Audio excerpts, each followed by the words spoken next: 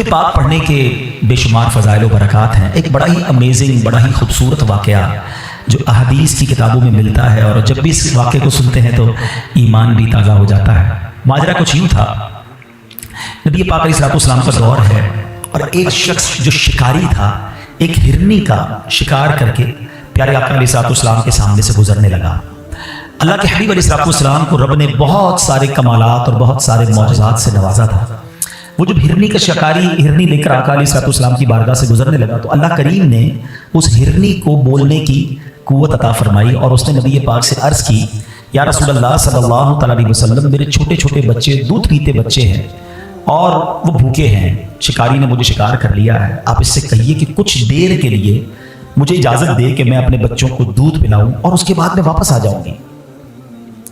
اب یہ بڑی امیزنگ بات ہے کہ جانور بات کر رہا ہے اور آقا علیہ السلام اس کی بولی بھی سمجھ رہے ہیں، لیکن اس سے بڑی کمال کی بات یہ ہے کہ نبی پاک اسے جواب بھی عطا فرماتے ہیں اور فرماتے ہیں کہ اگر تم واپس نہ آئی تو کیا گارنٹی ہے، کیونکہ نارملی دنیا میں یہ ہوتا ہے کہ کوئی چیز شکار کر لی جائے، اسے چھوڑ دے تو وہ بھاگ جاتا ہے، جانور یا پرندہ واپس تو نہیں آتا، مگر نبی پاک علیہ السلام کی بارگاہ میں وہ ہرنی عرض کرتی ہے کہ حضور اگر میں واپس نہ آؤں تو مجھ پر اللہ پاک کی ایسی لعنت ہو جیسی اس شخص پر لعنت ہوتی ہے جس کے سامنے آپ کا ذکر کیا جائے اور وہ درود نہ پڑھے۔ حضور میں واپس نہ آؤں تو مجھ پر ایسی لعنت ہو کہ جو شخص نماز پڑھتا ہے اور پھر دعا نہ مانگے۔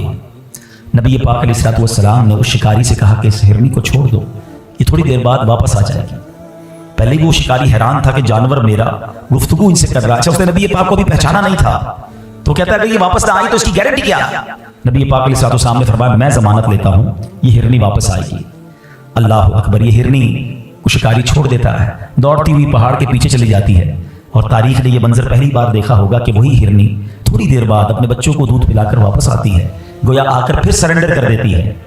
یہ اتنا ہی خوبصورت واقعہ، یہ انسیڈنٹ جاری ہے، مگر بات اور خوبصورت کیا ہو جاتی ہے کہ جبریل امین اب حاضر ہوتے ہیں اور نبی پاک علیہ السلام کی بارگاہ میں عرض کرتے ہیں کہ حضور اللہ کریم آپ کو سلام ارشاد فرماتا ہے، اور ارشاد فرماتا ہے کہ میں آپ کی امت پر اس سے زیادہ مہربان ہوں جتنی ہرنی اپنی اولاد پر شفقت کرتی ہے۔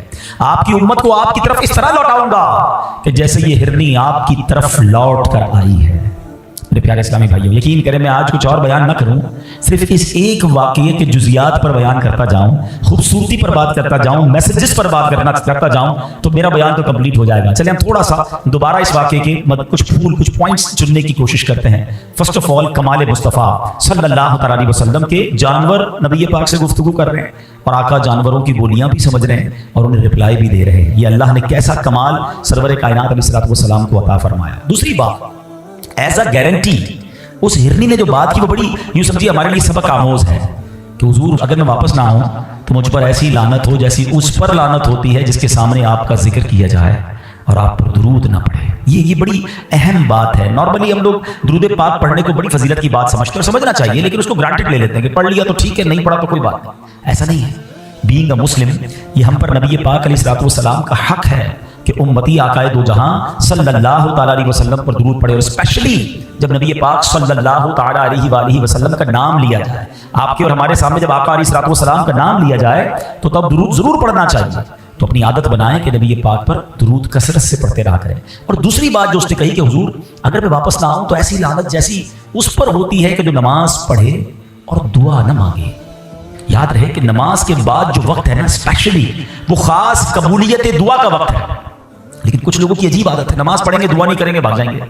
حالانکہ رب کی رحمت دیکھیں دعا ایکچولی کیا ہے؟ اللہ سے مانگنا ہے نا۔ دنیا میں کس کو اچھا لگتا ہے کوئی مجھ سے مانگے اور بار بار مانگے؟ ہمیں تو مانگنے والا اچھا نہیں لگتا۔ کوئی ایک بار مانگ لے، کوئی دوست ہو، قریبی ہو، بندہ اس کی ہیلپ کر دیتا ہے، دوبارہ مانگے تو کہتا ہے پہلے تو دیا تھا، اس کا کیا کیا؟ اور تیسری بار مانگے تو ہم کہتے ہیں اس کی تو عادت ہو گئی ہے مانگنے کی، چوتھی بار تو موبائل ہی نمبر ہی بلاک ہو جاتا ہے۔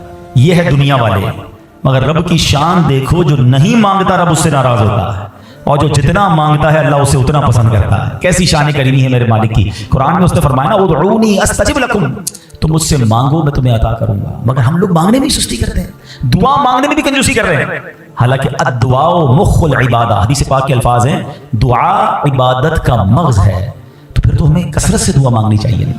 تو پتہ چلا کہ دعا نہ مانگنے والے سے رب ناراض ہوتا ہے۔